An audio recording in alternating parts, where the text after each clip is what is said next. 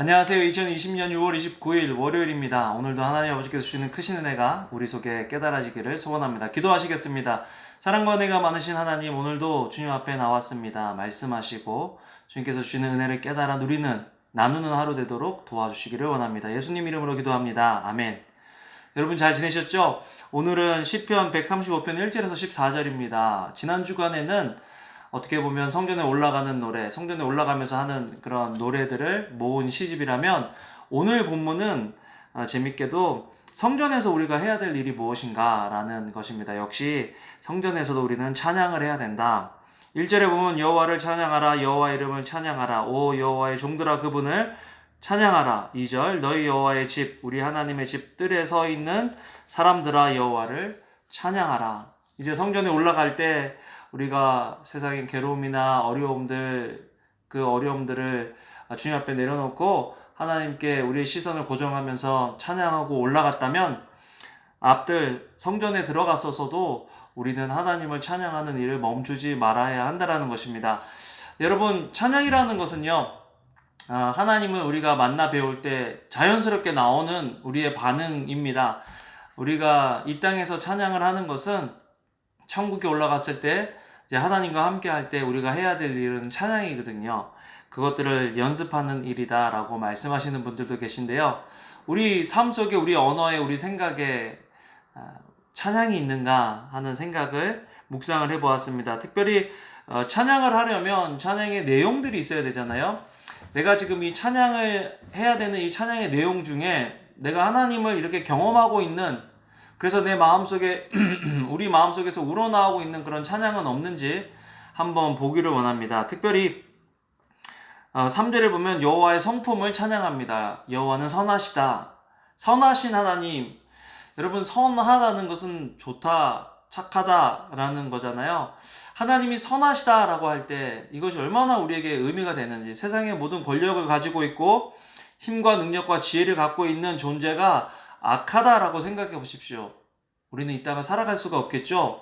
그런데 이 천하 만물의 주인이시고 이 모든 것들을 주관하고 계시는 우리의 하나님 아버지는 선하시다라는 것, 그것은 우리가 하루하루를 살아가면서 불안하고 두렵고 떨리고 또 악한 존재 때문에 우리가 힘들어할 때 위로가 되고 또 평안을 줄 수 있는 그런 내용이 되는 거죠.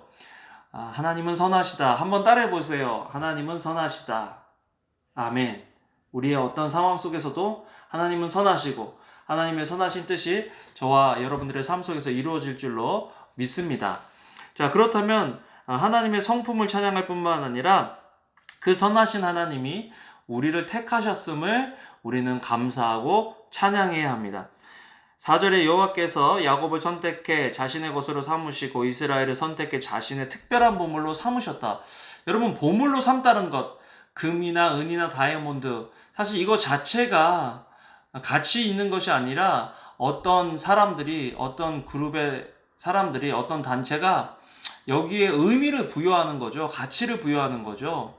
그렇기 때문에 그것이 가치 있어집니다. 다이아몬드나 금의 가치를 모르는 저기 원주민들이 사는 그런 데 가보면 아이들이 그걸로 공기놀이를 하고 구슬치기를 하고 있다고 하는 그런 이야기를 들었는데, 그냥 흔하게 보는 돌들이기 때문에 그렇게 생각할 수도 있겠죠. 그런데 누군가가 거기에 가치를 부여하면 그것에 가치가 생기는 것처럼, 하나님도 어떻게 보면 의미 없고 가치 없는 저와 여러분들의 삶에 찾아와 주셔서 우리에게 가치를 부여해 주셨다라는 것입니다. 특별히 특별한 보물로 삼으셨다라는 것입니다. 삼았다. 저는 이 말씀이 너무 좋더라고요.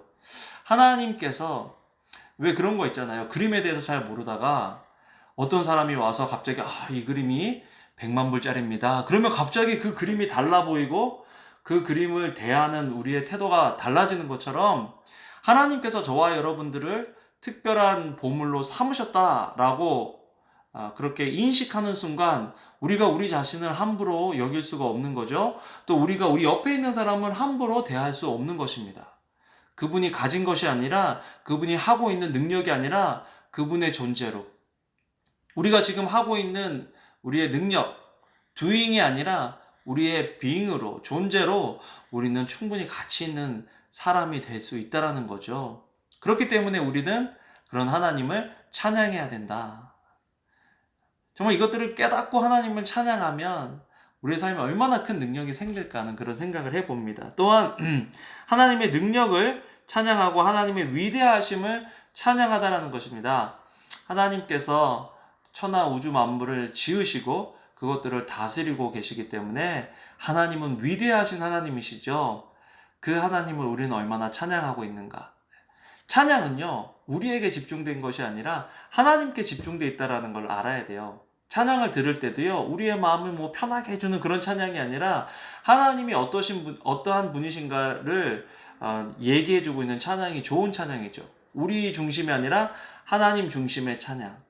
우리를 바라보게 하는 것이 아니라 하나님을 바라보게 하는 찬양이야말로 최고의 찬양입니다. 또한 오늘 말씀을 보면 하나님께서 우리를 보호해 주신다라는 것입니다. 보호라는 것은 사랑이죠. 하나님의 사랑을 찬양하는 것. 하나님 오늘도 눈뜰 수 있도록 도와주신 것 감사합니다. 하나님 오늘도 제 힘으로 운전하고 제 힘으로 일할 수 있도록 도와주신 것 감사합니다. 정말 일상을 감사하는 것이야말로 하나님을 최고로 감사하고 찬양하는 일이죠. 여러분 오늘 하루를 살아가시면서 이런 하나님을 경험하고 하나님을 찬양하면 좋겠어요. 그런 하나님을 깨달아 알고 그 하나님을 찬양하는 하루 되기를 주님의 이름으로 소원합니다. 기도하겠습니다. 사랑과 은혜가 많으신 하나님, 오늘도 주님 앞에 섰습니다. 주님, 정말 이 시편 저자처럼 하나님의 성품과 선하심과 하나님의 능력과 하나님의 하나님 되심을 정말 진심으로 진정으로 찬양할 수 있는 저희들 되도록 은혜를 더하여 주시옵소서. 감사를 드립니다. 예수님 이름으로 기도합니다. 아멘. 여러분 사랑합니다. 오늘도 좋은 하루 되세요.